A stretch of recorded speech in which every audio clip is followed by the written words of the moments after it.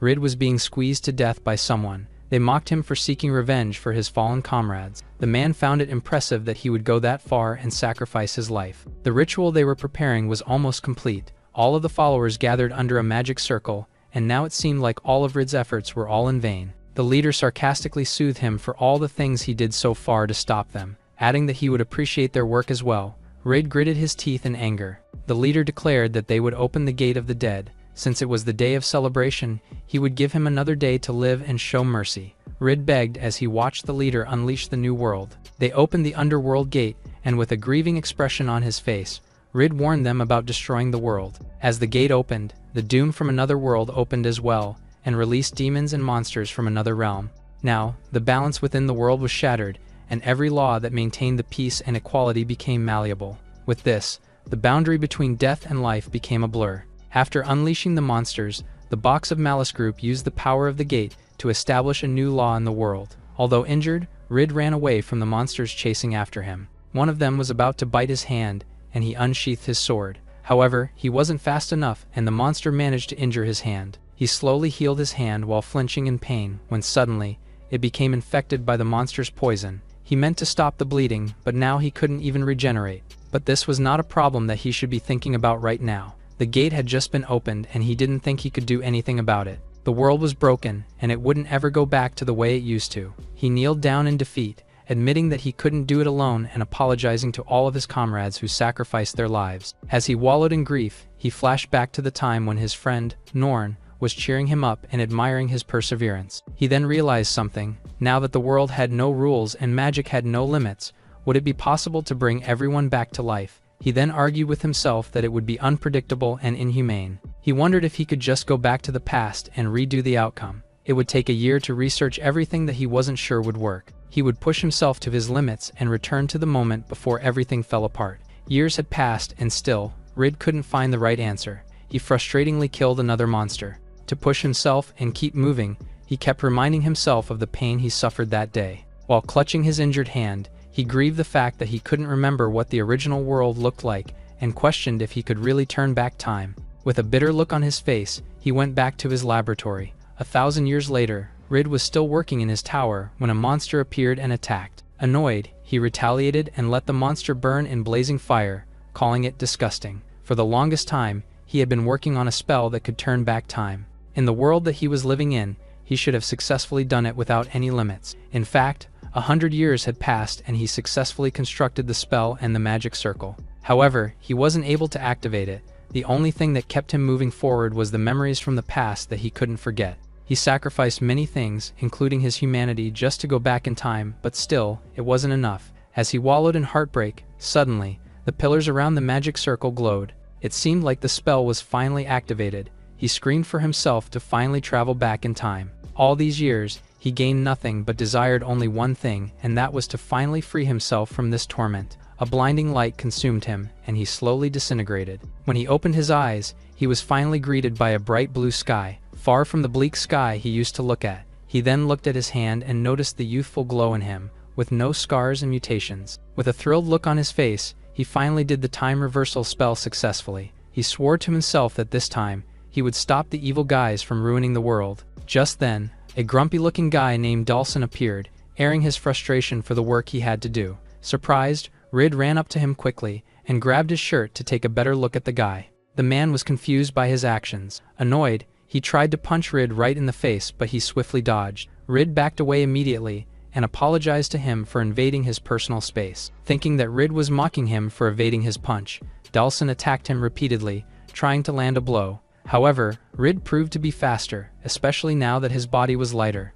Dawson was incredulous that he was able to dodge all of his attacks. He sharply looked at the man whom he found creepy and odd. Just then, Norn came to Rid's rescue and broke up the fight. Dawson clicked his teeth in annoyance and left them behind. Worried, Norn asked if her friend was okay since he was acting odd. Rid gave her a warm smile, reassuring her that he was fine and thanked her for everything. He quietly vowed to never let her suffer again as he held her hand. This time, he would protect her with all that he had. Norn blushed because of the man's gesture. Bitter, Dawson shouted from behind and told them to keep moving. She apologized right away, and after composing herself, she told Rid to get moving as well, although his actions seemed too odd for her. Meanwhile, Rid quietly contemplated why he still couldn't recall how that fateful day began. He needed to remember everything, no matter how much time had passed for him. Later, they finally found a cave, and they stopped by its entrance. A goblin came out, and Dalson swiftly annihilated the creature. He smirked and told the two to watch him closely, so they would know how it was done neatly.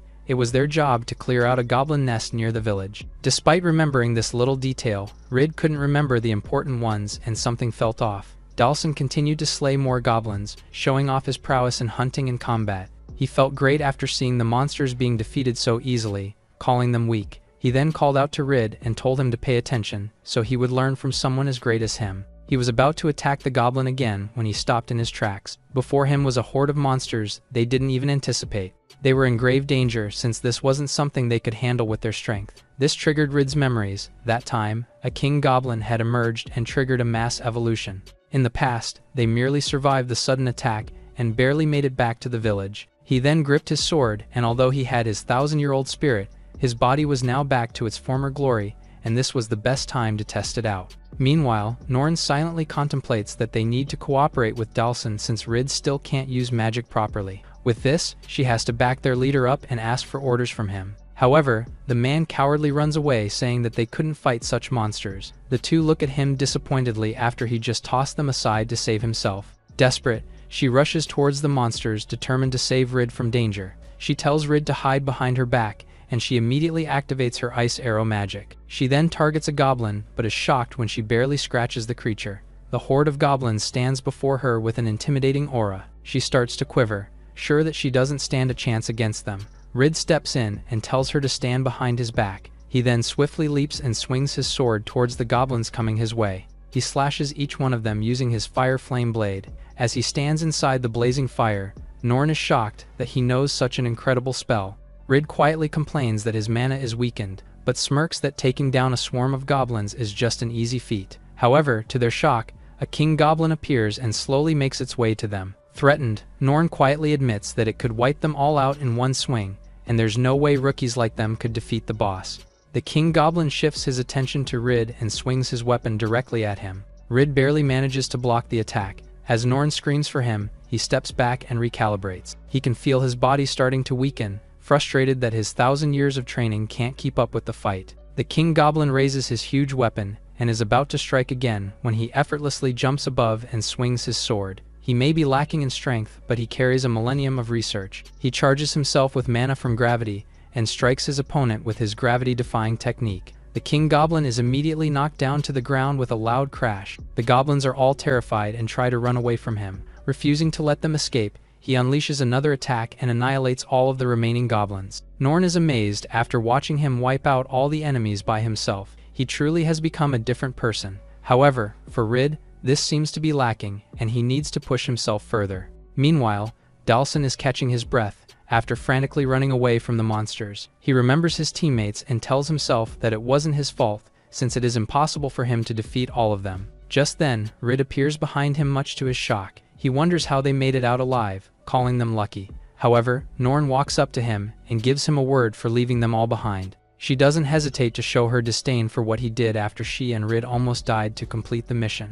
Dalson couldn't believe his ears after hearing that they have exterminated all of the goblins. Later, they go back to Clan Master Reina's office to report what happened. They fill in the details and tell her that they encountered goblin mass evolution. Rid thanks Dalson that they have completed the task safely. Reina can feel deceit and asks if this is true. Dalson immediately confirms. He nervously looks at his members, thinking that it's impossible anyway that Rid could have taken down all of the goblins. After the meeting, Rid thanks Norn for playing along. Curious, she asks why he didn't tell the clan master the truth. Not ready to reveal anything yet, he apologizes to her for he can't explain it now. He quietly tells himself that he needs to save enough money and leave the clan right away to divert attention from him. Soon, the Box of Malice will start laying out their plans and open the door of the underworld. To prevent the past from happening again, he needs to grow even stronger. This time, he won't fail to protect those important to him and save the world. Meanwhile, Reina discussed the recent event of goblin mass evolution with her subordinates. One of them reports that the one who defeated the monsters was a powerful magician who pulled off really strong spells. With this,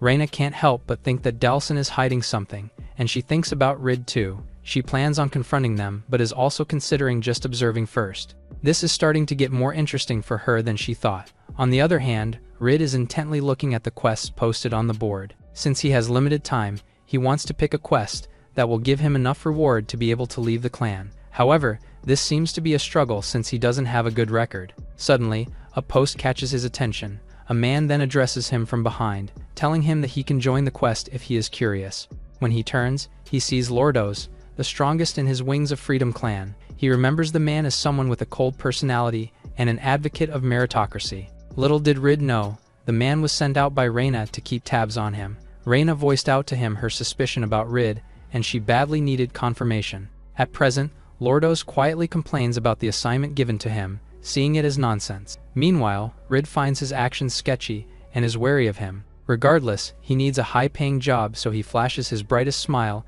and agrees to join the team. He can feel the suspicions around him, but he wasn't planning on sticking around anyway. He has his own problem with the Box of Malice that he needs to prioritize. This should be his last mission with the clan, and he must deal with the Box of Malice himself. While walking back, Lordos discusses that he should get ready for fighting with an organized group since they're going to deal with traveler disappearances. Rid comments that since it's with him, the fighting should be a breeze. However, something he finds hard dealing with is the guy's cold character. Later, Norn asks if he has already packed, and is curious as to why they have taken on such a high difficulty request. Rid comments that Lordos is kind enough to let them in, and this can be a great experience too, but if she is scared, she is free to back out. This isn't a choice for Norn since it will make her more anxious. She needs to look out for him after his fight with the goblins. Since that day, she resolved on secretly keeping tabs on him as well. Dalson runs his mouth, saying that he can't believe he is on one team with Lordos, who must be meeting nobles all the time. The man finds him annoying, but chooses to keep quiet, while cursing Reina in his mind for giving him such an assignment. Later, they all go to investigate the missing traveler's case, question villagers, and stop at the crime scene to further assess what happened. After they regroup, they are able to point out the cave that seems the most suspicious and most likely to be the criminal's hideout. Dalson wonders if they are a former adventurer group that turned rogue since they've got skills, but he dismisses his worries since someone as strong as Lordos is with them. The man finds it odd as well since it wasn't a clean crime scene, and most of the traces weren't hidden. In addition, he couldn't find any human corpses around. He is confident that he could finish the mission even with the 3 burdens tagging along with him. Meanwhile, Rid thinks the opposite. He quietly contemplates that this looks hard even for Lordos. He assumes that the Box of Malice might be involved since it is one weird case, and in the past, they were usually behind these kinds of crimes. Dalson stands up from his rest and encourages the group to finish the task. Rid is still brooding though. He has a bad feeling about this mission, and he can't let the 3 get involved in this danger. Noticing his hesitation, Dalson calls out to him and tells him to keep moving. Rid voices out that it feels off and suggests that they head back first and report the details they have gathered so far. Dalson finds him foolish while Lordos seems to realize something. Dalson keeps mocking him for backing out just because of bandits, but he ignores the man and asks for Lordos' opinion. The man is impressed that he noticed how weird the case was and assertive enough to follow the rules of adventuring. However, since he is there, Lordos is confident that they can manage. Rid pauses for a while.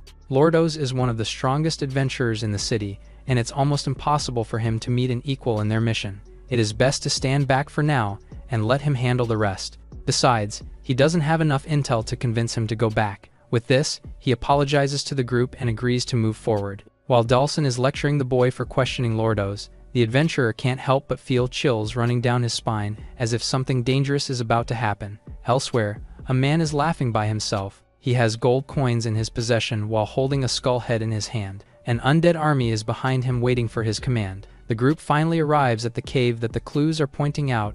They also found traces of a large group of people moving around the area. With a serious look on his face, Lordos warns them to stay alert and focus during the mission. Meanwhile, the man spying on them, Rezif, is quite surprised to see Lordos on his perimeter. He plans on ditching his puppet body once he defeats them and relocate his base. He is thrilled to find out if Lordos would win against his puppets. He is busy spying on them when Rid looks directly at him to his shock. He is in disbelief that the boy noticed him spying on them. They enter the cave and are welcomed by a seemingly odd group of people. Although terrified, they are assured by Lordos' presence. Meanwhile, he can already tell that this isn't just a simple case of a bandit attack based on the mana that he can feel inside. Something is definitely amiss.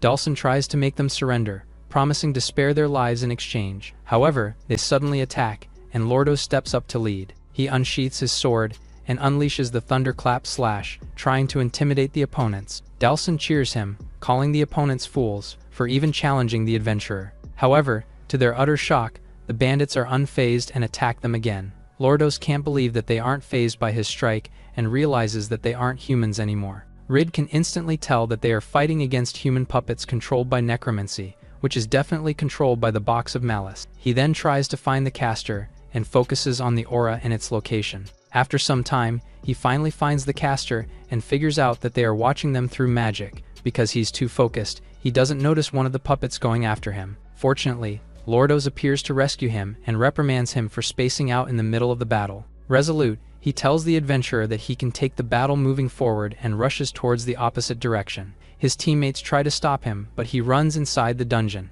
He thinks it is the best move he can do since it is impossible for him to catch the caster while fighting. So, he is leaving the rest to Lordos for now while he deals with the caster. He suddenly stops and finally finds the caster. Rezif stands from his seat and expresses his surprise that he has sharper instincts than Lordos. He then introduces himself and tells him he is a great mage who plans to control the world in his hands. To make sure, Rid questions if he is the one controlling the bandits' corpses. Rezif smirks and confirms this, saying that his magic is incredible. He reveals he used the bandits' corpses to hide his identity and dodge the kingdom from knowing. Rid can tell that the magic to manipulate the dead isn't Rezif's magic but came from the Box of Malice. Rezif gives him a deadly look but he dismisses him. Rid can tell that he was doing it behind his group's back and that he stole the power from the Box of Malice.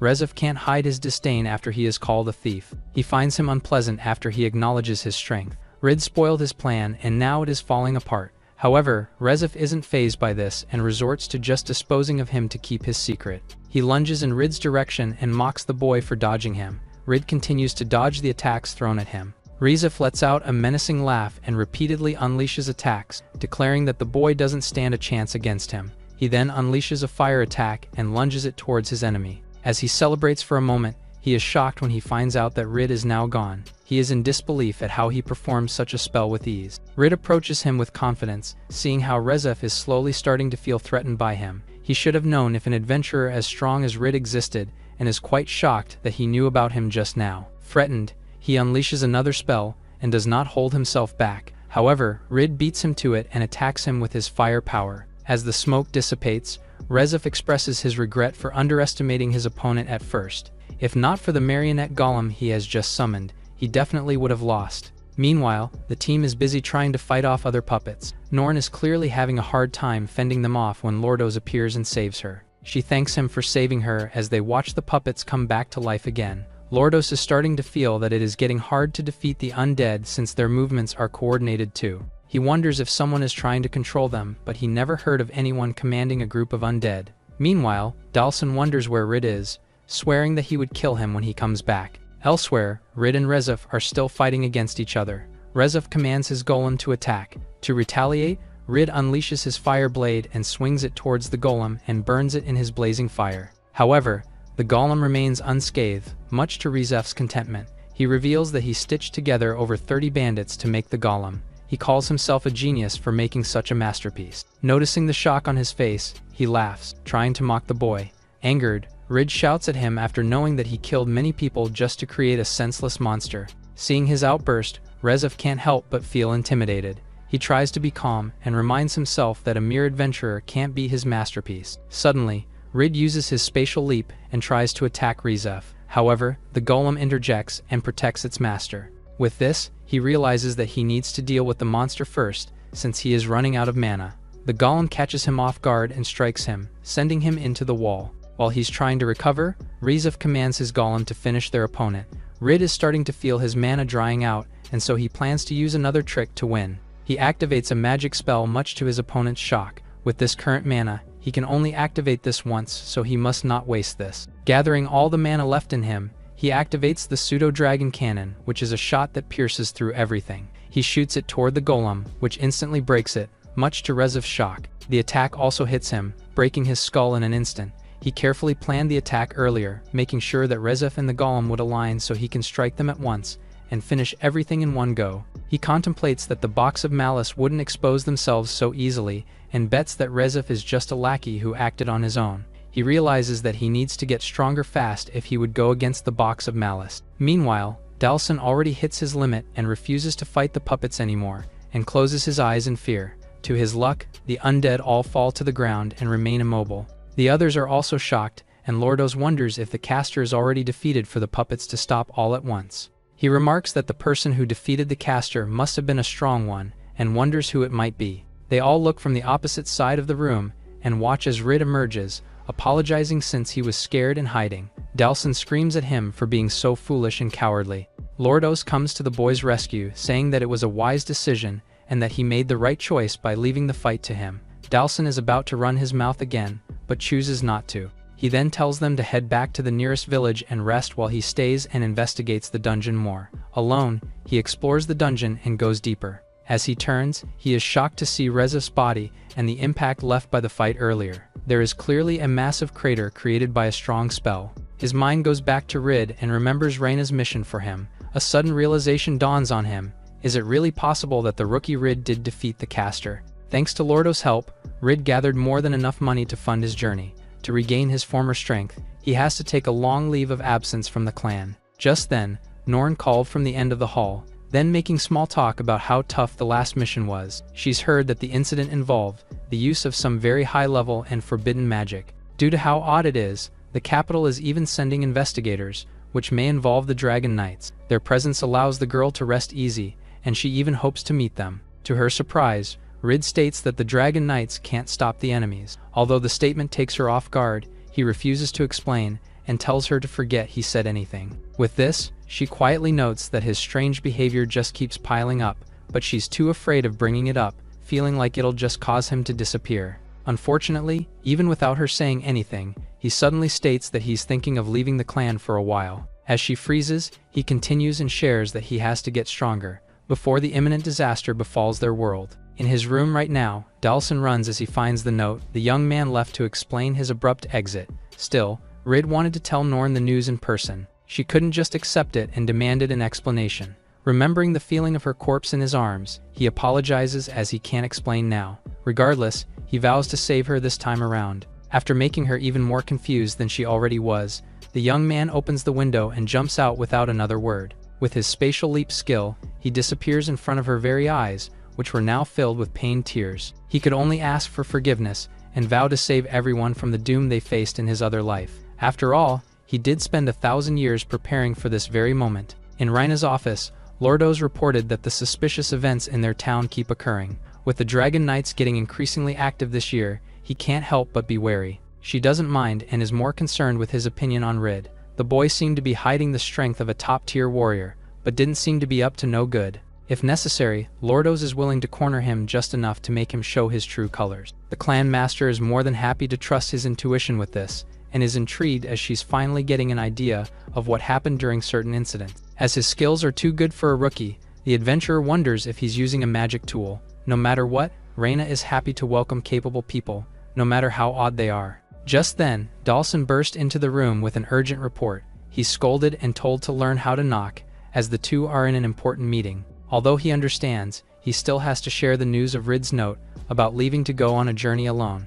They're stunned for a moment and demand more details about the matter. Reyna was particularly distressed, unwilling to lose such a valuable adventurer. Determined to get strong fast, Rid decided that heading to Hecate is the best option, since it's also a waypoint to his first main destination. The lord of the city is suspected of colluding with the members of the Box of Malice. As he continues his journey, he comes across a bunch of carriages and runs towards them, waving his hand and asking for a ride. Introducing himself as an adventurer, he pleads and says he can help out. Studying the scrawny boy with shabby equipment, the coachman asks if he's in a clan, and is proudly told that he's a rookie in the Wings of Freedom clan. Before the man could answer, a couple more voices spoke from behind, saying he's just a weakling. They then state that the Raging Red Bulls have already taken the job of guarding the carriage. Since it'd be a pity to let him go, they suspiciously allow him to join their travels, even acting all chummy with the young adventurer they just met.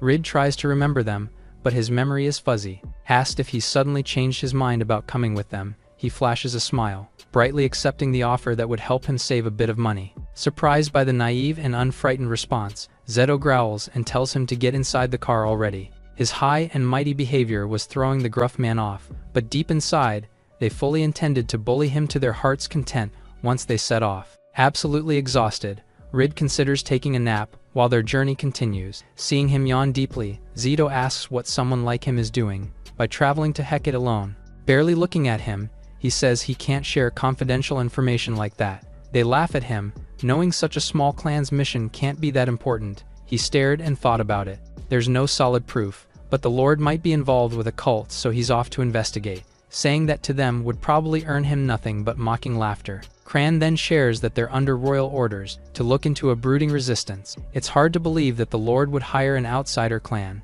since he has a private army at hand. While he doesn't want to call them out for being shady, he warns the adventurers that they might get used and tossed aside if they aren't careful. The rookie is asked if he doubts the possibility of them being hired for a big job, so he tells them to relax, as it's still up to them if they want to take his advice or not. His words are getting more insulting by each passing moment, and to make things worse, he dozes off without a care in the world. Sick of his arrogance, Zito takes his blade out to teach the boy a lesson, but their entire carriage suddenly jolts to the side and nearly flips apart. They shout at the merchant and tell him to keep it steady, but he is frozen in fear. In front of them was a gigantic bull that towered over the land. It was a nightmare, as such a thing shouldn't even be this close to a human settlement. A normal one's muscles are so dense that their blades would barely scratch it, but this is the first time they've ever seen one so massive. Not wanting to be targeted, the merchant tries to take the long way around, but the Red Bulls don't want to delay the journey and risk their reputation. It's their chance to get on the Lord's good side, so they can't slow down now. With 7 adventurers there, they should be able to finish it fast and move on. He implores everyone to stand together and strike at once. They try to do just that, but nothing works and it just roars into the sky, while sending another adventurer crashing to the ground. Hearing helpless screams, the men start to lose hope as neither swords nor spells breach its defenses. Zito curses but understands. He tells everyone to dump the load and retreat while the beast is distracted. Since it's precious cargo, they encourage the merchant to take responsibility if it's lost, but he argues that they refused to listen when he told them to turn back earlier. They were about to lose their lives before even reaching Hecate. Their argument is interrupted as the bull stepped closer, setting its eyes on its new targets. Now that it's spotted the carriage, the only option left is to run. Cran bangs on the wood to wake the rookie up and tell him to run. Rid slowly opens his eyes, grumbling about all the noise, but disappears from their sight as soon as he realizes what was happening to their convoy. While the bull charged right towards the carriages, ready to plow through, the young man appeared from above. Diving down with extremely focused eyes, he swings his blade against the creature and breaks the ground he lands on. The other men are shocked by the sight and impact. They could only stare in disbelief as Rid stood there, unfazed and just asking where the dangerous beast was. They point to the spot below him, prompting the young man to stare at the monstrous but dead monster under his feet. The adventurers couldn't even cut it, but he took it down in one blow. Putting the question of who he is aside for now, the 2 Red Bull members praise and thank him for saving their lives. If things had gone wrong, their clan would have taken a loss for failing the escorting mission. It was creepy how fast their attitude flipped, but Rid just takes the opportunity to ask about the Lord investigating the resistance. Cran doesn't want to talk about it, but Zito discourages him from opposing the young one. He shares the gossip about dissatisfied troops planning a coup against the Lord. While it's still just a rumor, the target must be hiding something to be so jumpy. The group resumed their journey and, soon enough, reached their destination. At the gates, Rid risks being meddlesome and repeats his warning of not getting too involved in the matter. Zito doesn't miss a beat and just smiles as he thanks him for the consideration. His friendliness was disarming to say the least, but he does agree that being offered the gig was already fishy in the first place. For now, they decide to rest for the night and head back. After all, the young rookie does have a point. The talk along the road has made him more suspicious of the situation. His true goal is to train and boost his mana in the hidden elven sanctuary near Hecate. He can't beat a cult executive at his level, but someone on Rezif's level should be okay. If there's a sign of a rank officer, he must run immediately. While wondering if he's overthinking and assuming the Lord's involvement, the night deepened. A hooded figure spoke to Lord Rosum, suggesting a mage's heart as a fine sacrifice. For this purpose, a band of weak adventurers has already been summoned. Once the job is done, they'll spring the trap and deliver the victims to the ruler. He struggled to calm himself, especially after hearing about the presence of dragon knights. Recalling how much he invested in them, even providing multiple test subjects, he warns them against abandoning him now. The man assures that this is why he came, as deceiving a dragon knight is child's play to him. He, rank officer Gallius of the Box of Malice, will protect him with all that he has. A quick stroll around Hecate quickly shows how bleak it is. Rid overhears a couple of people speaking quietly about an old man being hauled off. He was turned in by a neighbor after grumbling about taxes. Failing to read the room, the outsider frankly asks if they've heard anything bad about the ruler, but they chuckle with caution, saying he's nothing but kind to his people. One then comes close to sneakily warn him against poking his nose where it doesn't belong. Asked if he's a traveler, he realizes how bad and oblivious he is to the city's current situation. He ends up harassing and forcing people to speak about the Lord, eager to do anything to learn more about him. As the fifth resident manages to pry herself away from his grasp, it becomes clear that they won't answer, so he wonders if he should just kidnap a lackey. Unfortunately, that might provoke attention, which is the last thing he wants right now. Who in the city would be willing to talk about the Lord's evil deeds? Just then, he hears some commotion nearby. A girl gets thrown across the street. Her body trembled as she's accused of being the one who's spreading lies. The people around could only watch, knowing it's wrong, but afraid to be the next victims. Erica is charged with slandering Razum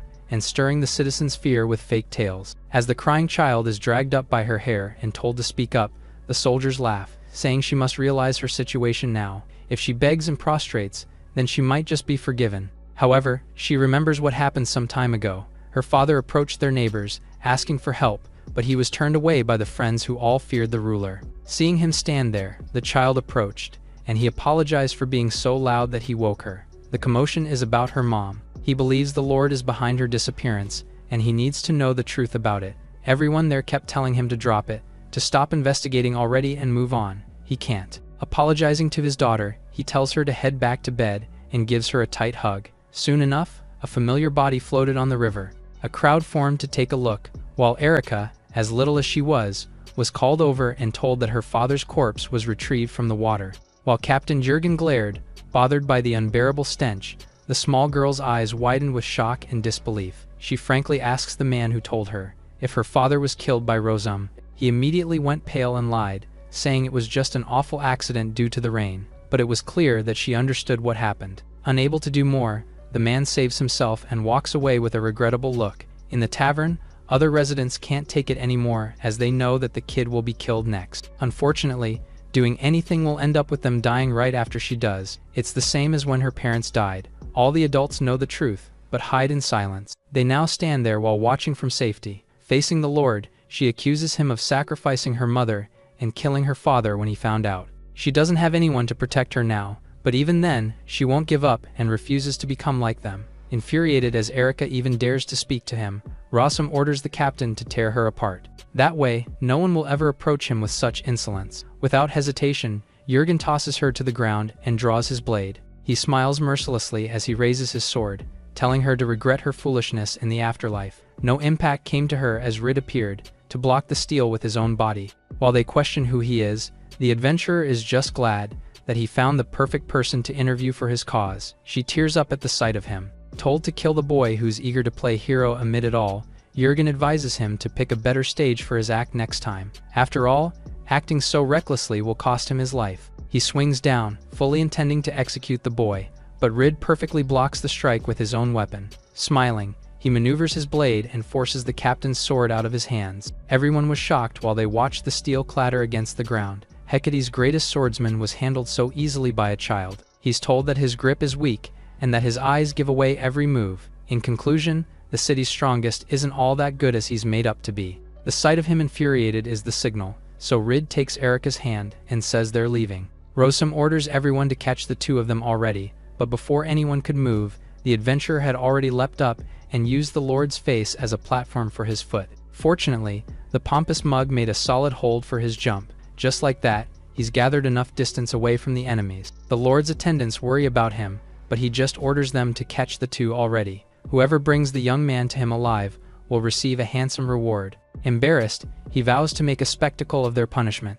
The guards are told to capture the young man, who dared to kick their beloved lord. They try to chase after him, and Rid gradually gets annoyed by how persistent they are. As Erica apologizes for dragging him into her mess, he brushes it off and focuses on getting away, without attracting too much attention to himself. However, it seems too late. With the captain of the knights set on taking revenge, the girl starts to feel too guilty and tells him to leave her behind. If he doesn't, they'll catch him too. He doesn't care for her warnings, and instead of letting go, he carries her onto both of his arms and plants his feet to the ground. The knights think they've won and charge in to take him out, but Rid uses his spatial leap skill and disappears right before Jurgen's blade touches. It's the same magic he used when he appeared all of a sudden. Thinking they've escaped, he gets caught off guard as the boy returns right in front of him, teleporting to plant a spinning kick right on his head.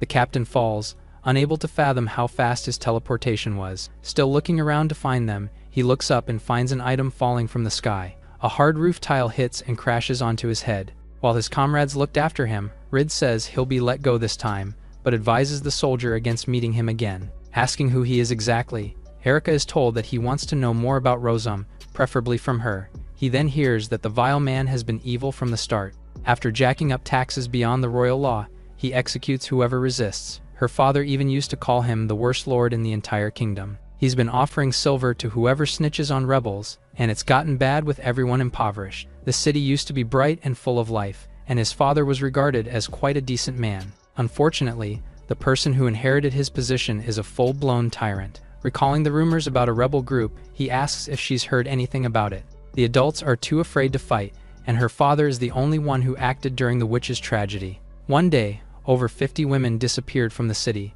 and some of them were later found in the ruins with their hearts torn out. The despicable incident makes him gag. People considered it some kind of demonic ritual, and thus called it the witch tragedy. Her mother was one of the victims.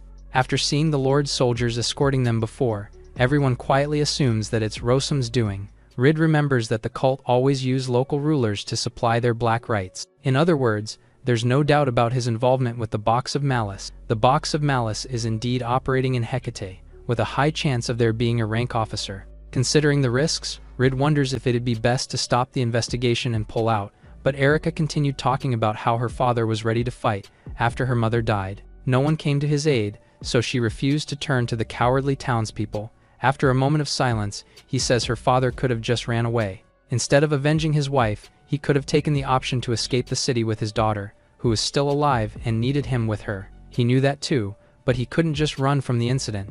While Erica is grateful that the outsider saved her, she screams and argues that there's no way he could possibly understand. On the contrary, he understands very well. Sometimes, running is the smartest move, and much better than dying for nothing. In fact, he still remembers Norn telling him to escape, but he continued to cradle her in his arms, while she told him to find happiness somewhere far away. If one's goal truly matters, rage must be suppressed and replaced with steady planning. In time, the emptiness will start to heal, and there's even a chance of finding new people to befriend along the way. Through eternity and time alike, old and painful feelings might fade away. Even so, if one realizes that they don't want to forget, no matter how much time passes, then they can fight on their own terms. Thinking, feeling, and dreaming is freedom after all. Erica is still too young to find the correct answers. Nonetheless, she protests and wants to try, so he assures her that there's no need to worry. He'll smash Rosum and finish what they started with his own bare hands. The first sight of hope makes the young girl tear up,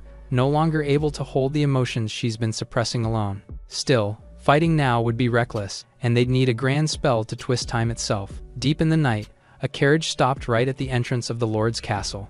A guard salutes to the royal kingdom's dragon knights and offers to show them to their rooms. Layla sternly declines, saying she wants to see the city before meeting the Lord. The man laughs, saying their boring slums would do little to entertain her, but a sharp glare is all it takes for him to flip his attitude. As if reporting, he shows a wanted poster of Rid, branding him as a criminal wreaking havoc right now. Warning the guest about the despicable man, he can do nothing but freeze as the captain suddenly draws and swings her sword at him, completely destroying the paper in his fingers. She asks if he even knows them. They are the blades that strike the enemies of the crown. Even a surprise attack from another gutter thug turned criminal can't slow them down. Sneaking across the town had become a huge pain, as the entire place was buzzing with guards like a disturbed hornet's nest. Rid wanted more time to study Rosum and come up with a proper plan. Erica quietly called to him, saying she knows a place where they might be able to hide from the enemies. The two of them reach an old and abandoned church. There, an old man thanks him for saving the child and standing against the evil lord. Even if they were there, they wouldn't have been able to do anything but hide in fear. Currently, they're in the place where those who've lost everything drift to in Hecate. An old woman then offers the newcomer a cup of water, albeit one that looked far too murky to drink. Erica dissuades her, knowing no outsider would ever drink the water from there. To her surprise, he takes the cup and downs its contents in one big gulp. He smiles at the woman and says it's a huge help. Moving on, he wants to hear more about Rosam's story while they keep hiding there. The Lord is likely nothing more than a puppet, and he needs to grasp the city's condition to stop the real mastermind from escaping. Layla orders her men to split up by district to scout the city. Fretz asks if auditing the area is really necessary. When their mission is to investigate the cult, they've already received permission to use a forbidden tool, so preliminary research is unneeded. The captain insists on doing the bare minimum, reasoning that there's no need to rush. They smile at how serious she always is, but decide to follow the reliable person in command. Just then, they overhear a familiar voice. The old man from before is ratting Rid out, including his whereabouts and actions. Revealing that they're in the slums, Jurgen orders him to lead the way there. He was elated, unwilling to let the adventurer go after humiliating him repeatedly. A comrade then asks if they can even handle the boy on their own, remembering the unfathomable and overwhelming presence he felt from him. The captain finds his doubt insulting, believing there's no way he's inferior. While the soldier hastily tries to defend himself, Layla chimed in to take the perfect opportunity. She's decided to accompany them and search for the dangerous individual as well. They're flustered and insist that it isn't something someone like her should trouble herself with, but she gives her signature glare and demands them to oppose. Jurgen gives in, smiling as he says that their presence would assure their victory. She's curious about the criminal, but also wants to look into Rosam's dogs in the military. Going on her own, she instructs her men to continue checking the city. With her eyes on them, evil can't afford to make any reckless moves. That said, there isn't a more reassuring ally than the Dragon Knights themselves. There's no way a boy like Rid could win, and now they just have to wait for his execution. Rid and Erica continued to walk around the slums. He was trying to get more information about the cult, but was getting nowhere with it. As there's nothing more to do there, he gets ready to leave and move on. The old man from earlier tries to dissuade him, saying the guards are still patrolling. With kind eyes, he says he can't risk being found there and dragging everyone into his mess. Erica suddenly burst inside, shouting and telling Rid to run away. They turn in shock, not knowing why she was out alone. She tries to warn them again, but a hand covers her mouth. Jurgen had her in his grasps, led there by the conniving old man. He points at the outsider, saying he's the one from the poster. Basically drooling, he asks for the silver coins he was promised for the deal. The others couldn't believe that he'd betrayed the person who risked his life to save Erica. Rid realizes that he stayed way too long already. Silently moving from behind, Layla suddenly dashed in with her hand gripping her sword tight. The adventurer is surprised by the speed she charges with, but he still manages to raise his blade and block her strike. She scoffs at him, curious as to how a regular adventurer blocked her attack. After a closer look, he finally sees the crest of the king on her sword's hilt. Why were the Dragon Knights there? With his current physical stats, they aren't people he can just brush right off. The captain thought him a brainless murderer, but he seems to be more skilled than expected. Explaining the situation would be pointless and a waste of time, but he can't just teleport and leave the people there either. The knights don't show mercy, meaning he isn't allowed to hold back against them too. After all, he still has to save Erica, who was in Jurgen's grasp.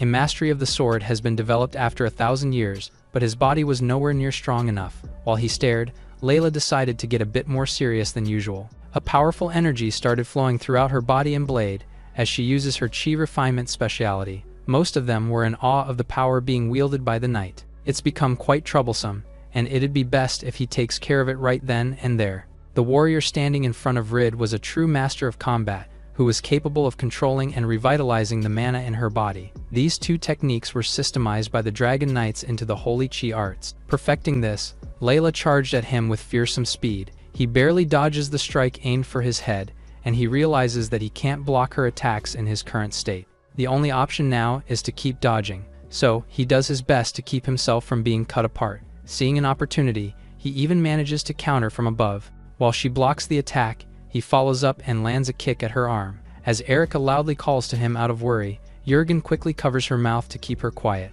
He laughs at her, saying her friend is no match for a holy dragon knight. That said, another guard noticed that something was off. Keeping their eyes on the two who were locked in an intense battle, it's like Rid was reading the captain's every move. As if proving his point, the adventurer dodges another attack perfectly. They don't understand how he was holding his ground against someone like her. Questioning if she's really the kingdom's strongest warrior, Jurgen loses his cool and shouts at her to kill the criminal already. He can't be too rough on Erica in front of a military officer, so taking her hostage is his last resort. Layla admits that while her opponent lacks speed and power, he's incredibly battle-hardened. Unfortunately, his self-taught technique is outmatched by her sheer strength and refinement. Believing that she has it, she thrusts her blade to end the battle. Like before, he evades but puts some distance between them this time. To her surprise, he suddenly casts 3 spells at the same time, using the impact of her shove to his complete advantage. She won't make it. 3 fireballs shot out of his magic circles, aimed right at the captain, but underestimating her won't bode well. It's her turn to dodge. While it's impressive how he hid his trump card to catch her off guard, it won't be enough. This is what she thought, but she soon noticed that the spells were heading right towards Hecate's soldiers. They hit Jurgen right on his body, freeing Erica from his clutches. Blasted away and struggling to stand back up, he curses as he let go of the child. He has to get her back, as she's the only leverage he has against the criminal. Unfortunately, she was already hiding behind Rid, who was now glaring down at him. With a seething gaze, Rid reminds Jurgen of his warning, to never show his face to him again. Seeing the adventurer hold his sword, he warns that harming him will only add to his crimes, but this doesn't stop the covered blade that smacks him across the face. The soldier is sent tumbling across the ground, knocked out cold by a single hit from the young man. Carrying Erica and telling her to hold on tight, he uses his teleport skill to disappear from the site. Not caring for Layla's orders to stop, she realizes that he fired the spell, assuming she would dodge. In the first place, he already intended to use it to ambush the soldiers to retrieve the girl. This means that their fight was merely an afterthought to him. Enraged and feeling mocked by his actions, she prepares her blade. They surely haven't gotten far yet, and there's no way she's going to allow herself to be bested by a petty smokescreen. Chi flowed through her blade as she struck the ground and searched for her target. Spotting them after a while, she launches a long-ranged attack with a loud war cry. A dragon of pure energy roared towards the escaping criminal. However, an enormous shield of stone appeared to block its path completely.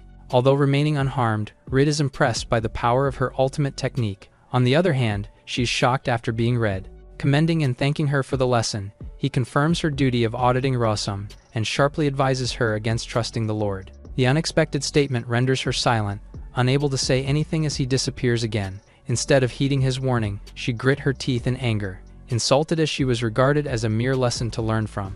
Despite everything she did, and his claim of being inexperienced, he overwhelmed her by leagues. No fool, she knows that he was clearly holding back, with no intention to harm her. It was enraging.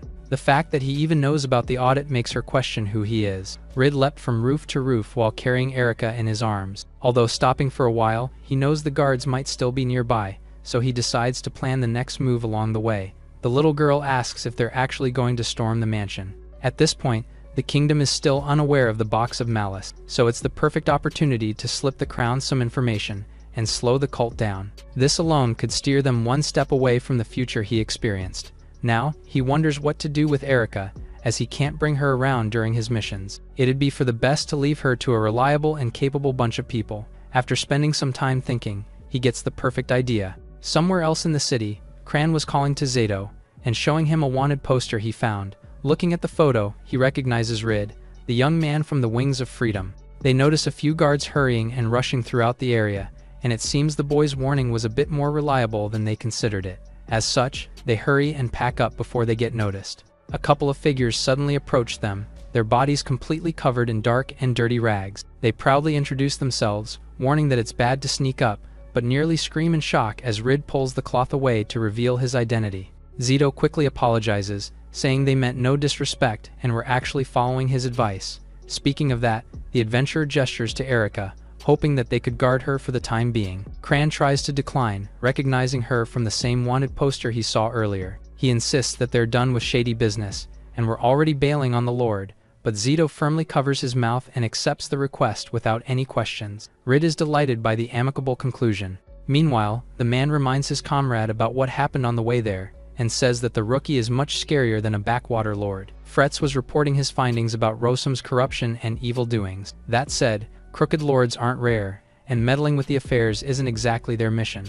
Recalling how Layla was with his private troops, he asks the captain how it went. The memory of her battle with Rid was still fresh in her mind. Driven by pride, she claims to have found no useful information.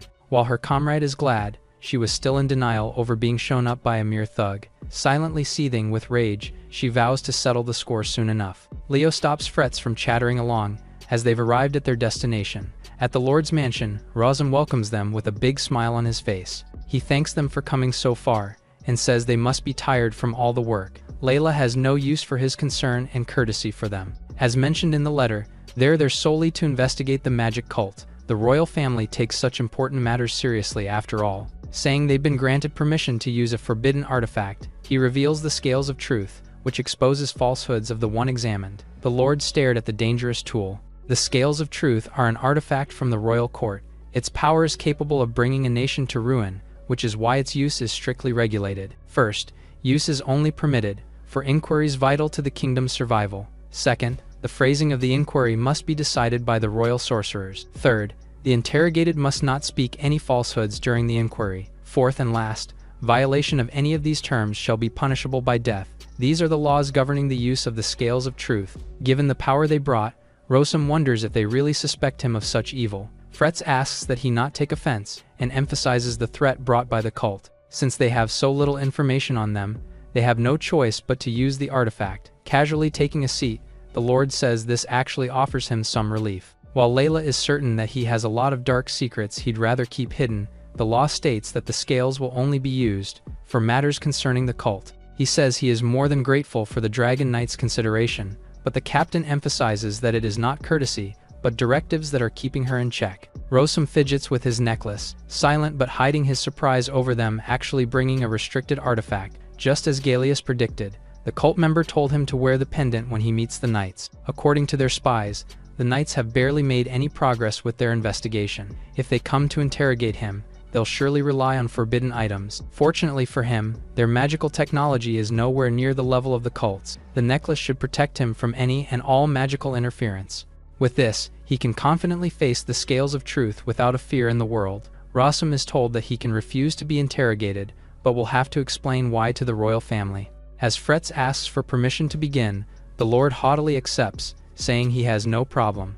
After all, he has nothing to hide from them. While all this was happening, Rid was covertly watching from a magical surveillance spell. He was certain that there was something fishy going on. Nonetheless, it was time for the right of inquiry to proceed as planned. Rosam had all the faith that the pendant would outsmart the dim-witted knights. If the scales remain balanced until the end, he shall be declared innocent.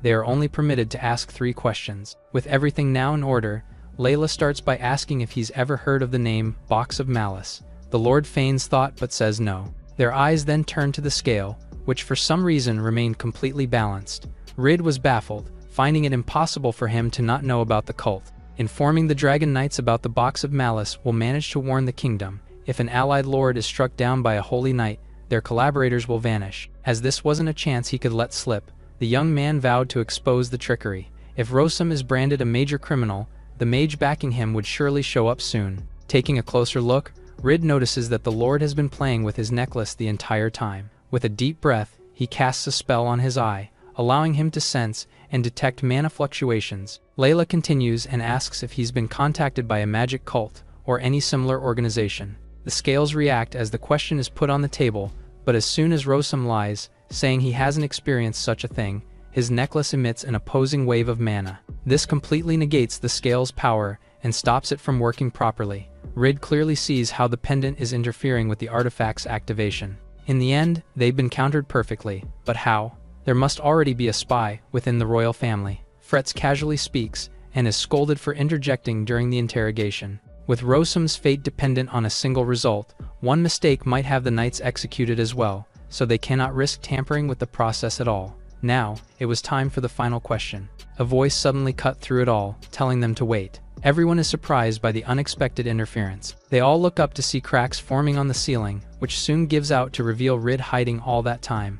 Leo gasped in bewilderment and questioned who would dare interrupt such an important inquiry. With the dust settling, the Lord recognizes the young man who kicked him, and the captain finds the silver-haired warrior who toyed with her. Rosam orders them to seize the intruder immediately. Not batting an eye at the knights, Rid casts a spell and conjures a small ball of mana. The others are confused as he flicks it forward, more so when the ball maneuvers on its own, dodging everything in front of it and evading any attempts of capture. Although confused, Rosam felt something wrong and firmly clasped the pendant protecting him. However, this proves to be useless as the spell, reacting to objects imbued with mana, bounces to strike the gap between his fingers, breaking the necklace apart. The Lord falls to the floor from the attack, and the knights could only grumble at the attack that came at the worst possible time. They're repeatedly ordered to kill the intruder before he could do anything else. Before they could, Rid raised his arms in surrender, telling them to proceed with the inquiry. After all, it'd be a hassle to stop halfway through the entire process. While Fretz is shocked that he even knows about the scales of truth, Layla was done being astonished. Him sparing her was nothing but shameful, so she vows to pay him back. She was already holding her sword when the scales moved. It was an odd sensation, as if the weight bearing down on her all this time had suddenly disappeared. Recalling the criminal's warning from the first time they met, Layla stared at Rid, who was raising his arms high. It's still unclear to them why the young man chose to interrupt the interrogation, so Fretz wants to forego the last question and capture the adventurer instead. However, his captain tells him to keep an eye on him, as the inquiry will proceed as planned. Her subordinates are surprised, but it's nothing compared to the dread that hits the Lord, who now had nothing to protect his lies. Rosam turns on them, refusing to cooperate after he almost died due to their incompetence. Deep inside, he knew he can't go on without the pendant. The Lord raises his voice and tells them to capture the intruder at once, but Layla reasons that they can end it quickly if he just answers one question. She asks if he's cooperated with any sort of mage cult. Again, refusing to answer, he curses them all for spouting nonsense, but she wasn't going to give in to his loud and pathetic attempts to avoid the question. He orders them to kill the young man who attacked him with magic, and Layla tells him to answer. Finally, he questions how he's supposed to know anything about the box of malice. His words were out there now. Realizing his mistake, he covers his mouth too late.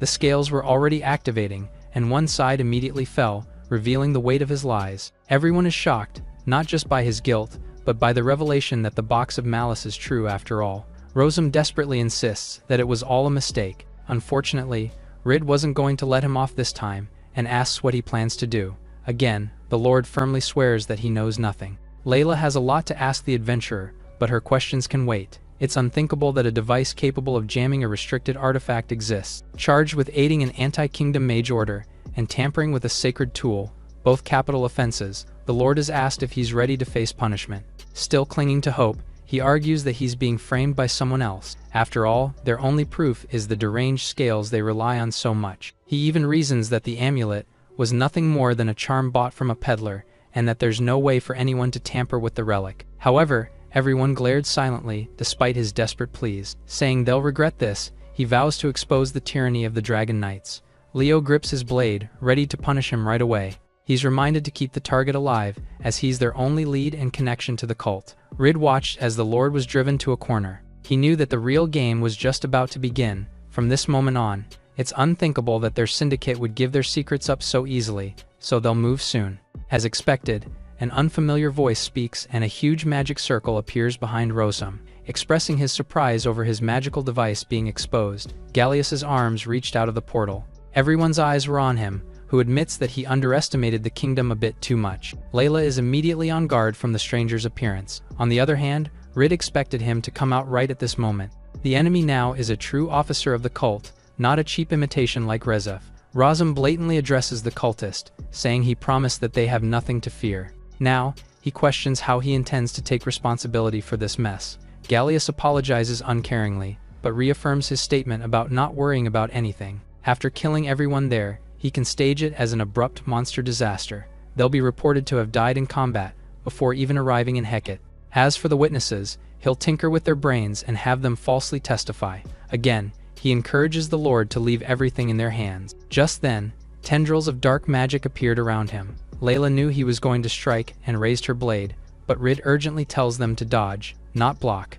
Although she's surprised, she's the only one who manages to follow the instruction when the attack comes. Fretz and Leo are unfortunately hit, and the room is already a wreck. While the two are the only ones who are able to withstand, Layla is shocked by the insane power, which was unleashed 4 times in one go. Rid has heard of Gallius's name in his past world. The rank officer of the cult is one who turns the corpses of great mages into grotesque trinkets. He's too big of an enemy for the regressor's current state. Just then, the officer removes his mask to reveal his robotic face. Using the eye he tampered with, he studies his enemies, deeming the knight captain and her subordinates alike too weak. Lastly, he turns to Rid, who he identifies as just another weakling. They're 4 little gnats. He expected more after they destroyed his tool, but it's apparent that he overthought it. On the other hand, Rosam was panicking and ordered him to finish off the remaining 2. His incessant blabbering was getting on the mage's nerves. Still, he stood over Layla, ready to follow his instructions and take her out.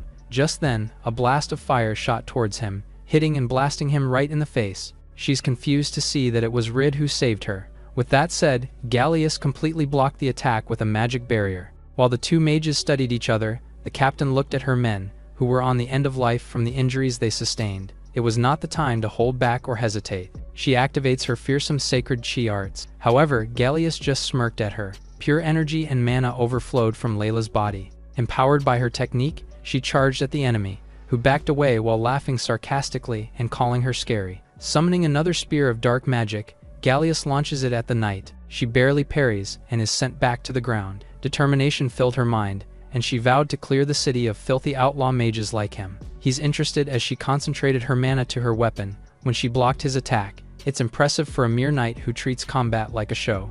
Even after she used all her power, he swatted it away like it barely needed any effort. It's Rid's turn to occupy the dark sorcerer. Although a few beams are launched, his mana is in no state to match him, so he'll have to let Layla hold the front while he looks for a chance to fire his cannon at maximum output. The captain was giving it her all, working hard to strike and dodge the enemy, who seemed to be laughing during their fight. A strong attack barely misses her body. Meanwhile, she's looking for the opening just before and after casting, which appears no matter what. He's dropped his guard right while he's within a swordman's reach, which is a foolish mistake. The king's blade is swung right at his head. However, Gallius's head dodges by bending in inhuman ways. Her face grew pale at the sight. It should be impossible for a human to track movements amplified by chi arts. Unfortunately for her, the device in his head and his artificial eye renders the rules of normal humanity void. Even parts of his body have been reforged to make him stronger in every way. The captain is still regaining her balance after missing her attack, but he had already closed in to return the favor. With his physical enhancements, he unleashes an extremely powerful punch that nearly breaks her apart. As a former royal alchemist, his ultimate masterpiece is his entire body itself. Lifted up by the head, Layla's entire being locks up from the pain. The entire fight makes her wonder if they're really so weak compared to the enemy. He's on a whole different level than anything they've ever faced before. Disposing of the others will be tedious, but her corpse will be a nice addition to his collection. The members of the box are seekers of the world's ultimate truth. As such, Gallius tells her to rejoice in the opportunity to become the foundation of his next work. Gritting her teeth, she calls him a twisted degenerate and vows to have her comrades send him straight to hell. Her words have brought him quite the predicament. Whenever he sees a lovely woman, he can't help but want to torment her a little. Gallius casts another spell and sends her to the Phantom Nether prison.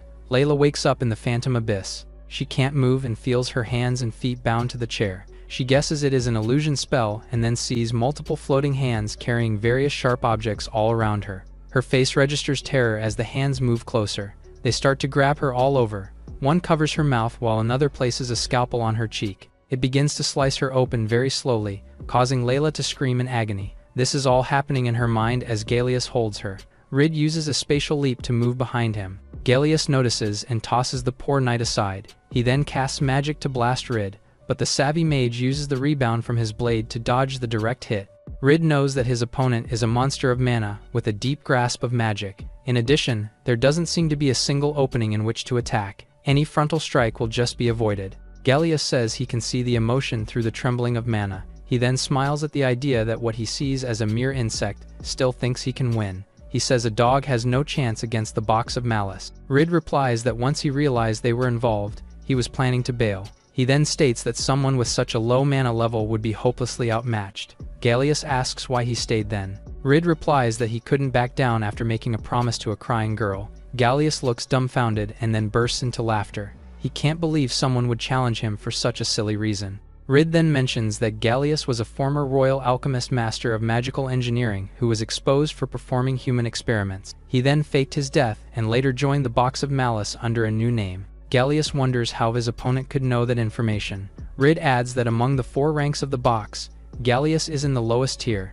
He is glad Hecate sent one of their bottom-rung lackeys. He smiles and says this is because he might be able to handle it even in his current state. A blast of magic is fired, but Rid quickly jumps out of the way. Gallius now looks angry and says he will rip him apart and turn him into a puppet who knows nothing but pain. Rid sees that his taunt worked. His opponent is now wide open. Gallius then activates a brain-enhancing arcane neuroboost. He says a rat like Rid isn't worth it, but he will still show him something special. By pushing his brain computation to the max, he can read every flicker of mana. This allows him to foresee events several seconds ahead. He sees a vision of Rid getting sliced and then lying dead on the floor. He prophesies that in 42 seconds, Rid will be completely obliterated. Rid sees that Gallius has actually lost his cool if he is pulling out a major move like that. Digging up his past rattled him. Gallius prepares to attack, and Rid knows that one wasted motion will mean death. This is where things get real. Layla is down on the ground as Gallius states his prophecy, and then charges forward. Rid gets out of the way by jumping up in the air. Gallius smiles, knowing his enemy can't move in midair. Rid, though, casts a spell, and is able to once again move out of the way of another spatial fold attack. Gallius admits that his opponent is a slippery one. Still, his senses are highly focused. He knows Rid is sneaking behind him, and he catches him with a punch to the midsection. Rid absorbs the blow and is sent flying back. He rolls on the floor and gets back on his feet. Gallius says he can easily spot the spark and destination of the jump. He hears Rid's heartbeat and notes that, since he couldn't gain enough distance, he tried to strike from the rear. He says it is the mana itself that reveals all this. Rid pumps his fist, and figures now is the time. Gallius, meanwhile, is supremely confident, as he foresaw everything. Rid would stumble back to get some breathing room, cast a desperate spell, then have his leg severed and his body pinned down. Rid then shouts that he is counting on the Holy Dragon Knight. This catches Gallius off guard as he turns and sees that Layla has actually gotten back on her feet. She holds her sword and then screams at the evil mage not to underestimate her. She then casts Holy Dragon Slay.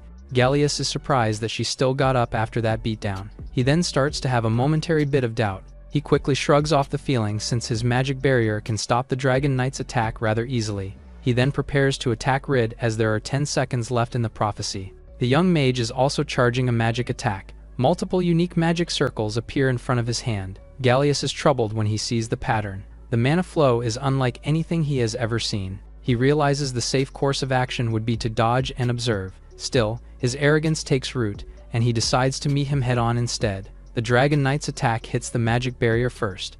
Rid knows this is the chance and stakes everything he has in this single moment. He casts the Dragon Ray Dragon Cannon, which unleashes a powerful burst of energy. Rid fires with all he has got. Gallius can't believe it. The attack blast holds power far beyond the young mage's mana. Still, he feels he can simply erase it and meet the attack with a magic blast of his own.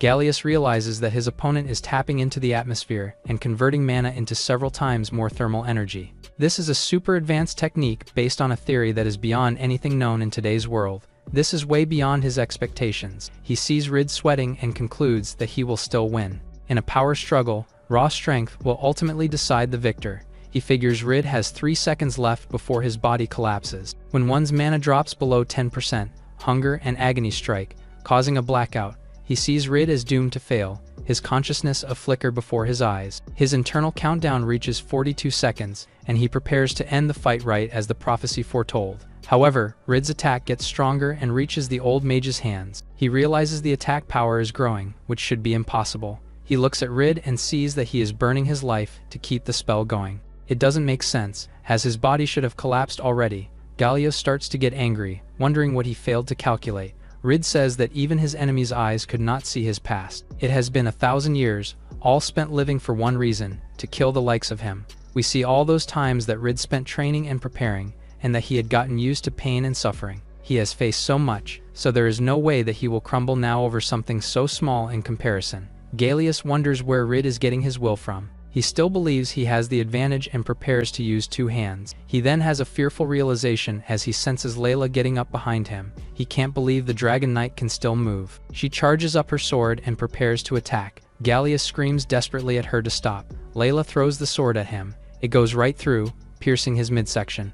This causes him to lose power in his spell, allowing Rid's blast to break through. Gallius can't believe that someone as high-ranking as him is about to be defeated like this. Rid says he is nothing more than a filthy butcher, as the magic attack lands a direct hit on Gallius. Rid falls to one knee, exhausted by the effort he just exerted. He looks in front and sees the charred corpse of Gallius still standing upright. Slowly, gravity pulls it down, and it collapses to the ground. Layla is hyped that she actually beat him. Rid is also pleased, as even if their enemy was a lower-ranked mage, he still took down a consecrated spellcaster.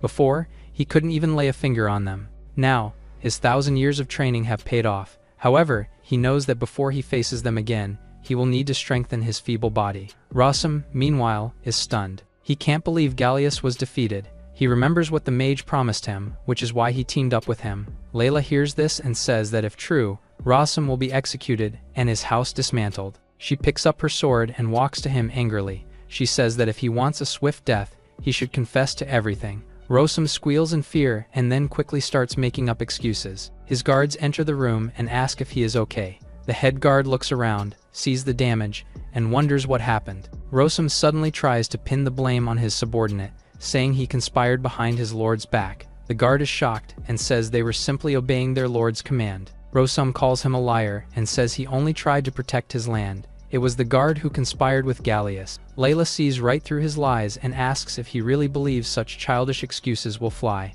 Meanwhile, one of the machines in Gallius's head starts to move. The old mage suddenly rises up. Everyone turns around and can't believe it. Rid sees that it is a pseudo-resurrection made possible through a magic relic. Gallius says that those who oppose them will die. He casts a spell that directly slices Rosam's heart.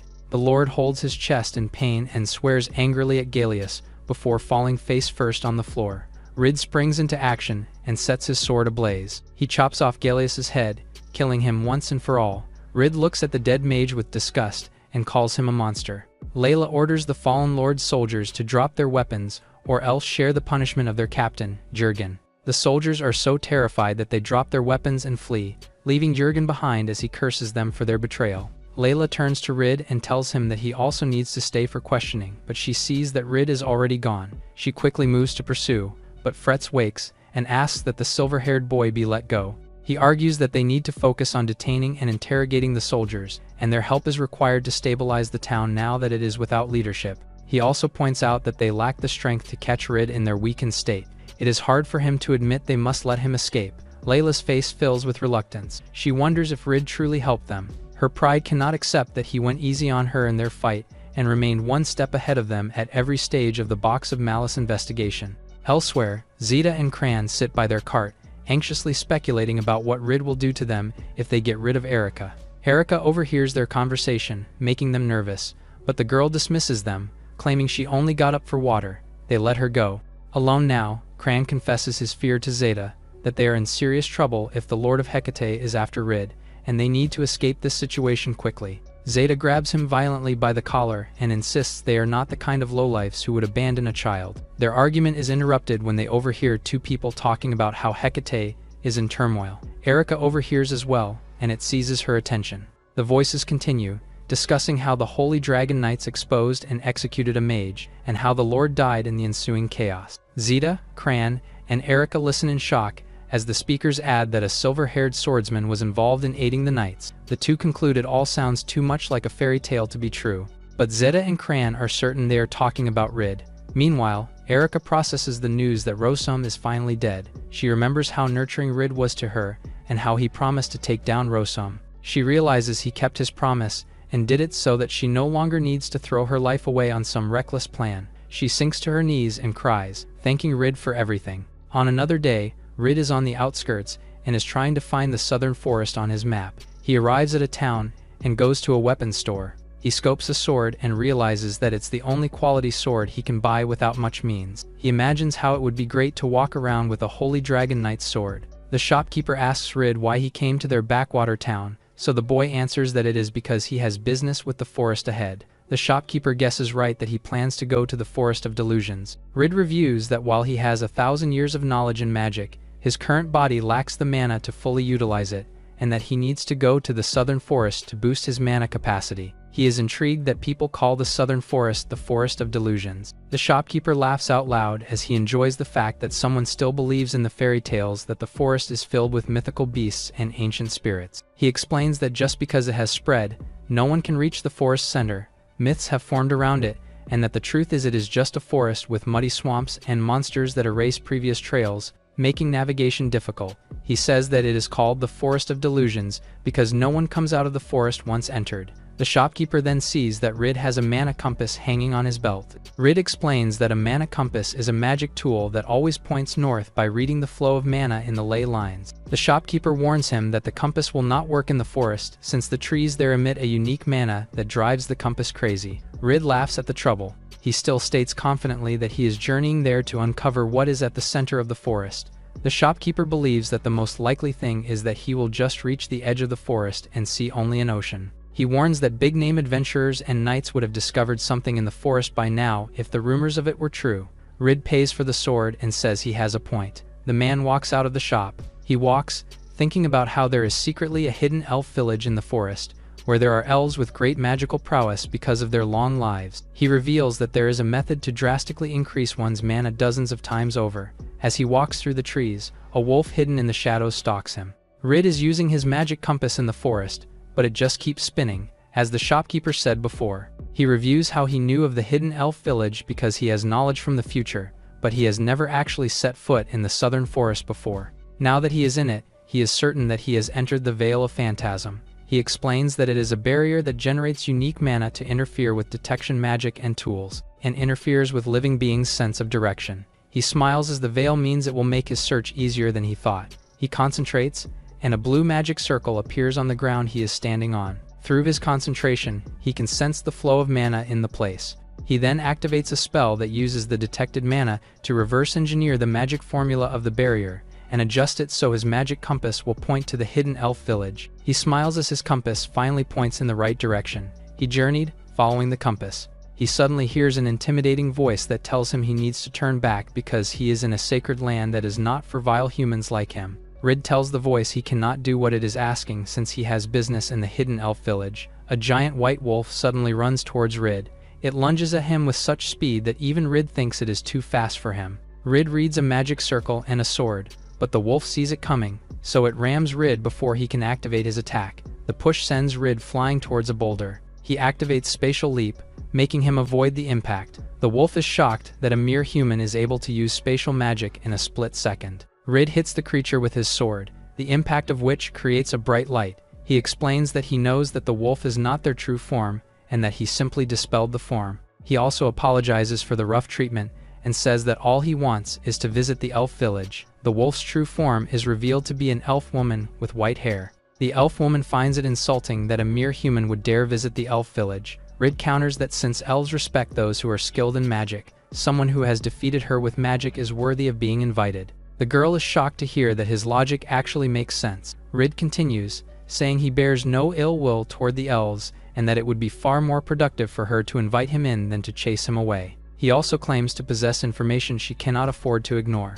Rid knows that while elves hold no sense of duty to the wider world, they still oppose the Box of Malice, and that he has vital information that can let them oppose the evil group. The elf is unsettled that Rid seems to know an awful lot about her people and decides it is better to bring him to the village to investigate who he really is than to let him wander off. She warns him that he is merely a short-lived creature compared to elves, who can live for over 100 years, and that they possess far deeper knowledge of magic than he ever will. She advises him not to grow cocky just because he caught her off guard, likening him to a bug that just so happened to be revealed poisonous when she swatted it. Rid humors her by acknowledging that he is speaking to his elder. The elf informs him that while she is young by elven standards, she has still lived far longer than any human. Rid realizes he needs to stroke her ego and asks how old she is. She proudly proclaims that she is already 12. The 1,000-year-old Rid cringes internally but maintains his composure, reminding himself to stay respectful. He extends his hand and introduces himself. The girl tells him she has no intention of giving her name to someone she considers no different from grass or insects. Rid is annoyed by her attitude but says he is fine, as long as she takes him to her village. She retorts that elves value their rules above all, and the first rule is to never allow outsiders to enter their home. Rid calmly points out that an outsider can be welcomed by the entire village if recognized as a close friend of a resident. The girl is shocked that he knows this. She insists the idea is ridiculous because they are not friends. Rid then proposes a magic competition between the two of them, promising to leave quietly if she wins. He asks for her decision, which only irritates her further. Rid tells the elf girl that he will even back away from the forest with no complaints if she wins the magic duel. The elf thinks about it and, while reluctant, thinks it is not a bad deal. She looks at Rid and sees that he has a smug face right now. She convinces herself that there is nothing to fear because there is no way she would lose to a human when it comes to magic. She agrees to the competition. Rid tells her that if he wins, she should show him proper respect and invite him into the village as her friend. The girl is insulted that an elf like her would ever be friends with a human, and that she would be marked with shame for life if she ever were. Rid reminds her that elves always follow the rules and respect anyone with great magic, so this means that if he wins against her, it is only natural for her to respect him like a friend. The girl can't look at him since she can't argue with his logic. Rid sees that she is acting like a proud elf who can't admit that a short-lived race would be superior to an elf in magic. She tells him that she can't agree with him since humans play dirty. Rid teases that she is backing out now when she agreed just moments ago. The girl blushes in shame and anger. She tells him that she will set the rules. She pulls out a whistle and blows on it. She says that the game will be about mana control, since the forest's heavy magical energy has turned into spirit forms over time. Multiple white animal spirits reveal themselves to them. Rid is happy to see them, as he remembers that he also came to the forest to form a contract with a spirit. The tiger spirit approaches them. While nervous, the elf nears the tiger. She outstretches her hand while she concentrates magic around her body. She focuses the mana toward her hand, which lets her touch the tiger spirit and pat it on the head. She smiles with pride at her achievement. Rid is glad to see mana manipulation to train animal spirits. The girl tells him that he needs to touch the tiger spirit's head without anger, and if he is successful, she will admit defeat. Rid smiles at the challenge. He agrees to her terms. He faces the tiger. The girl is impressed as she senses no fear from him. She smiles, thinking it is impossible for a human to touch a spirit and make it remain calm at the same time. Rid slowly puts his hand on the tiger. The tiger suddenly lies down and lets Rid touch it on its neck, as if he were an old friend. The tiger even licks him on the face. Rid asks for the girl's name now that they are friends, enraging the girl over her loss even more. Rid smiles as he knows that the elf no longer has a choice but to invite him into the hidden elf village. The elf acts all high and mighty, saying that she finally has an excuse to let him into the village. She says that it is good that this happened since it means she does not have to let him go just yet. Rid outstretches his hand to her and, with a smile, tells her that he is counting on his friend to show him around. His teasing makes the elf's anger boil. The elf slaps his hand away. Despite this, the elf introduces herself as Stia. She warns that she is just letting him have what he wants for now, since it is better than letting someone who knows the elven sacred grounds roam free. As Rid follows Stia, he thinks about how he needs to balance the elves' pride to avoid a clash while he is in their village, otherwise, they will try to kill him. Stia is also thinking about how she needs to squeeze out all the information from Rid while he is in the village. Her teeth grind as she plans to pay Rid back 1,000-fold for the humiliation she suffered. They stop their walk in front of a tree with a cave-like opening. The elf guard of the tree sees Rid and asks Stia what an outsider is doing with her. The guard readies his spear as he accuses Stia of betraying her people. He intends to kill her depending on her answer. Stia tells him that Rid is her friend and that he needs to be treated as a guest based on their laws. The guard thinks she has lost her mind. Stia defends that a short-lived person like Rid, who has deep knowledge of magic that rivals hers, is worthy of praise. The guard sees through the subtext of her words, and so stands down and lets them enter. The guard warns Stia that as the human's guide, she will bear the consequences if something goes wrong. Stia calmly says she understands and enters the cave with Rid. Rid realizes that Stia was speaking in code, and that what she really said to the guard was that a human like himself, who is skilled in magic, is dangerous, and that they need to let him in to judge him. Their path leads to the colorful and glittering hidden elf village. Rid gasps at its beauty. Meanwhile, the elven population is disgusted and angered by his presence. Rid sees that there is no warm welcome for him.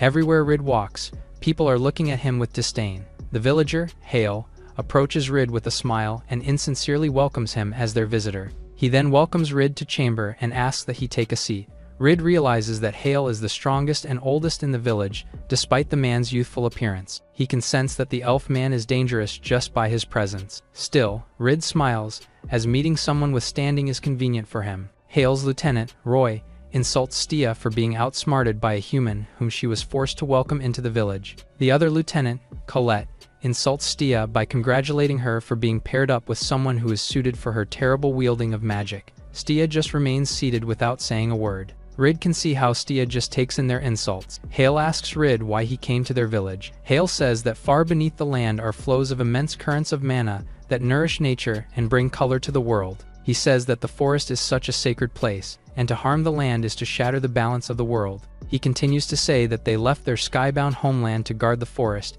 and have lived in the forest for ages long past. Hale accuses Rid of learning about this, and deceiving Stia to get here. He warns that he won't hesitate to kill a guest if it means protecting their sanctuary. Rid tells him not to worry since he did not come to fight. He says he has 3 reasons for coming. The first is to train in magic, since their land strengthens mana and amplifies one's power. Hale translates his words to mean that he wants to harvest elven secrets. Roy accuses Rid of daring to defile their sanctuary. Rid continues to say that his second reason is to speak to their chieftain, since he has something important to say. Hale tells him that meeting the chieftain is an unrealistic request.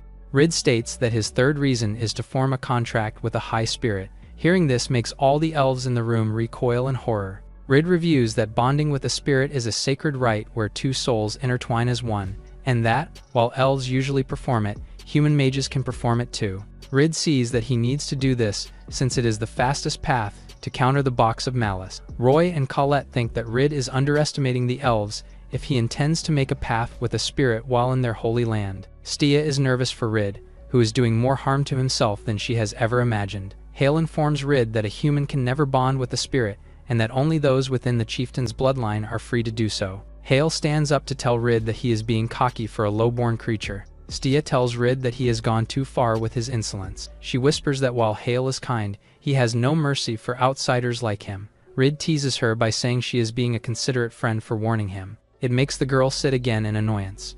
Rid asks Hale that he needs to do what he came for as soon as possible. Hale says he understands, but also says he is being human-like in his arrogance and greed. Hale then says that he will overlook his repulsiveness, since he at least admires his courage. He asks how Rid knows so much about the elves. Rid says that he can only answer that once he speaks to their chief in person. He also says that he is glad to have met Hale since he can grant him permission to bond with a high spirit.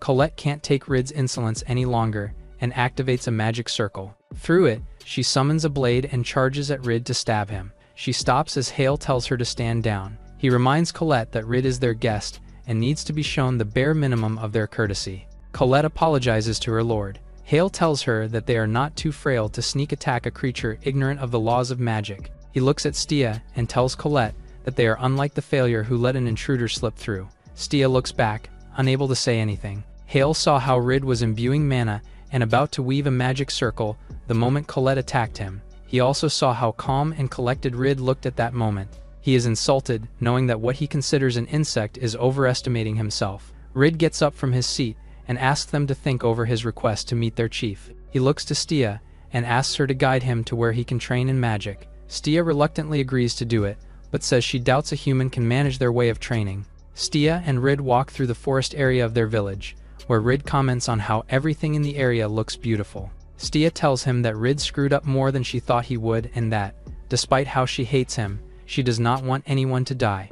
Rid says he knew the risks the moment he set foot on elven soil. Stia looks at him with admiration but tells him that short-lived creatures like him are always in a hurry to die. She leads him to the elven training grounds. She informs him that their training draws on the natural density of mana of their land. She explains that they are near the tree of life known as Selam, since it is a mana reservoir that circulates life throughout the world. She says that even Hale is forbidden to approach the sacred tree. She explains that they practice by weaving magic circles in parallel while drawing in natural mana and letting it flow through their bodies. She warns that it's far tougher than it sounds. Regardless, Rid smiles with confidence. Rid sweats as he meditates on a tree. Stia wonders how many hours it has been since he started. She remembers how she told the human that even elves have a hard time drawing in natural mana, so he should just give up. She warned that the mana in the forest is especially potent and that it could kill him if he doesn't control it. Rid still jumped on the branch and began his concentration. Stia believed he was being foolish. She then realized that higher branches of the cadal trees have more nutrients and mana than those from below, so that birds from higher altitudes will carry their fruits. She wondered if the human knew about that fact before he climbed it. She then wondered if this meant he could sense mana through his skin. Hours later, Stia sees how Rid's concentration has not wavered. The sun is already setting, and Rid is still on the branch, concentrating while having his multiple magic circles summoned. Stia wonders when he is coming down. Rid can sense the mana of the forest surging through his body and devouring him from within. He thinks about how he can endure it, because the future where the gates of the dead are already open is much worse than this. Stia tells him to come down, since he will defile their holy ground with his corpse if he stays longer. Hale and his lieutenants arrive. Hale sees how Rid is performing a natural circulation of mana with high concentration. A mere human's competence in magic irritates Hale to no end. Hale invites Rid to a sparring match with Roy as a part of his magic training. Deep down, Roy wants to make this an opportunity to make Rid pay for how much he has disrespected Hale and looked down on elves. Rid sees this as the obvious pretense to hurt him. Stia pleads Hale not to let Rid fight, since he is already exhausted from his training. Hale violently grabs Stia's hair and yells at her for dragging the human into their village in the first place.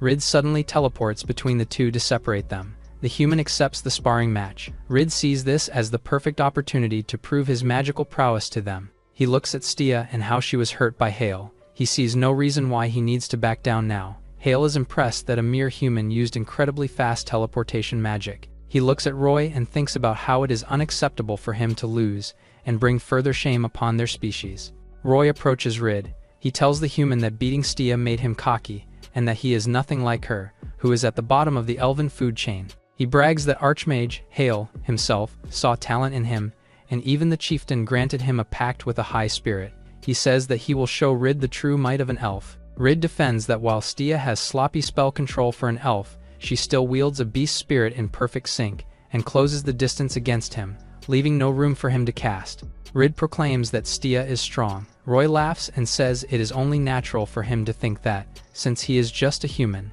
Roy summons a rain of ice swords with his wooden staff. Rid can barely dodge them. Their impact on the ground creates a cloud of ice.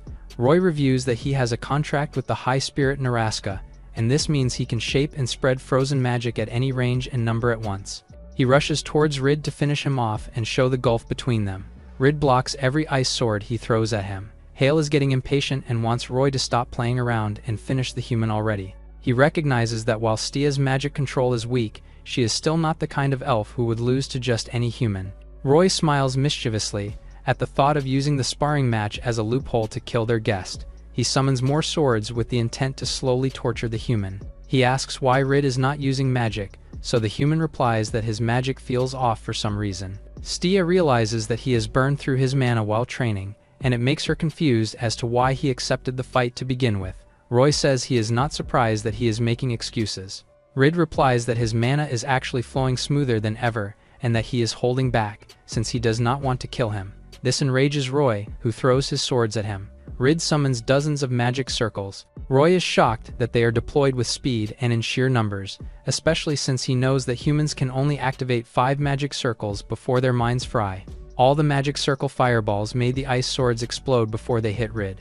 Roy summons more swords and says he intends to pierce through the human's whole body. He launches them, so Rid counters with fireballs. The battlefield is filled with smoke from the clash. Roy is confident that he is victorious.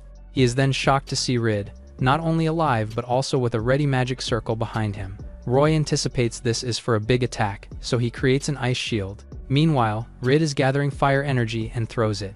It destroys Roy's defense and hits him. Roy's body rolls multiple times while he is pushed back. Eventually, his body stops rolling, and it is shown that he is out cold. Stia is shocked that Rid is this strong.